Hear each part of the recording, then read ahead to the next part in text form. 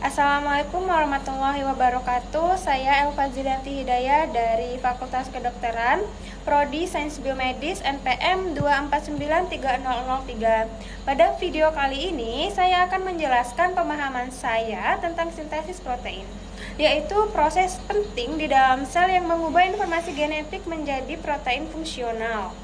Secara umum, sintesis protein terdiri dari dua tahap utama, yaitu transkripsi dan translasi. Pertama, kita masuk ke tahap transkripsi, yaitu proses ketika DNA disalin menjadi mRNA. Transkripsi terjadi di nukleus dan dilakukan oleh enzim RNA polimerase. Tahapannya dimulai dari inisiasi ketika RNA polimerase menempel pada daerah promotor dan membuka heliks DNA sehingga terbentuk bubble transkripsi. Selanjutnya adalah tahap elongasi.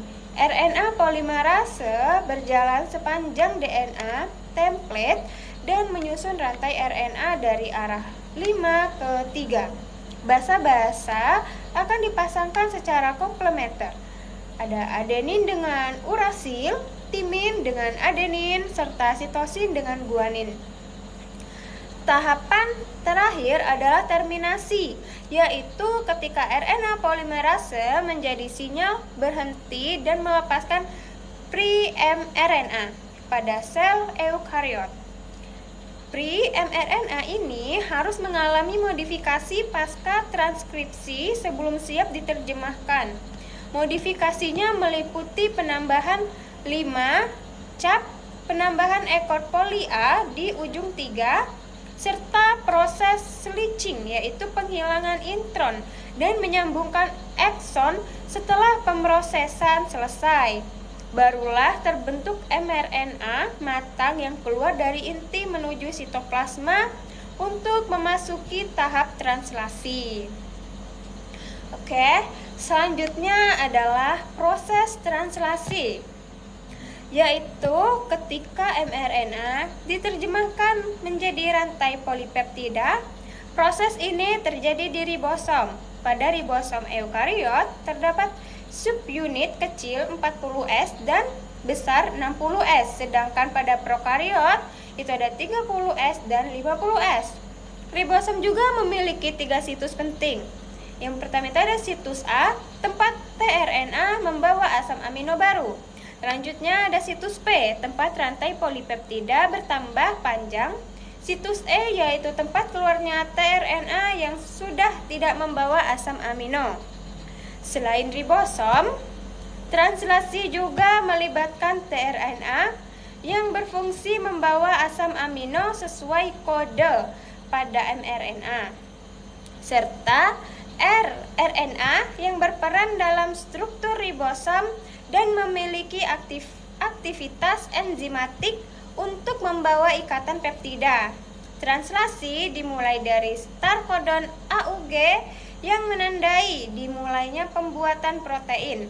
Prosesnya terdiri dari inisiasi, elongasi, dan terminasi. Pada elongasi, asam amino akan ditambahkan satu persatu membentuk polipeptida. Ketika ribosom bertemu stop kodon seperti UAA, UAG, atau UGA, proses translasi berhenti dan polipeptida dilepas. Setelah protein selesai dibuat, masih ada tahap selanjutnya yang disebut post-translation, translation,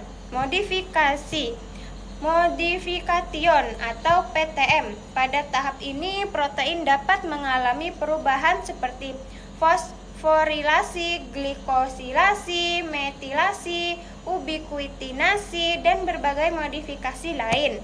Modifikasi ini sangat penting karena dapat mempengaruhi bentuk, stabilitas, lokasi, dan fungsi protein di dalam sel. Dengan adanya PTM atau protein bisa memiliki fungsi yang berbeda tergantung kondisi sel.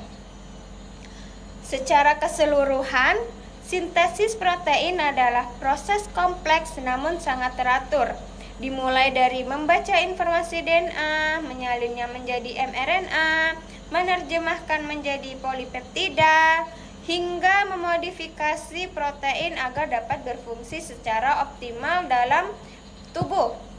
Itulah pemahaman saya mengenai sintesis protein beserta transkripsi, translasi, dan post-translation modifikation. Saya akhiri, wassalamualaikum warahmatullahi wabarakatuh.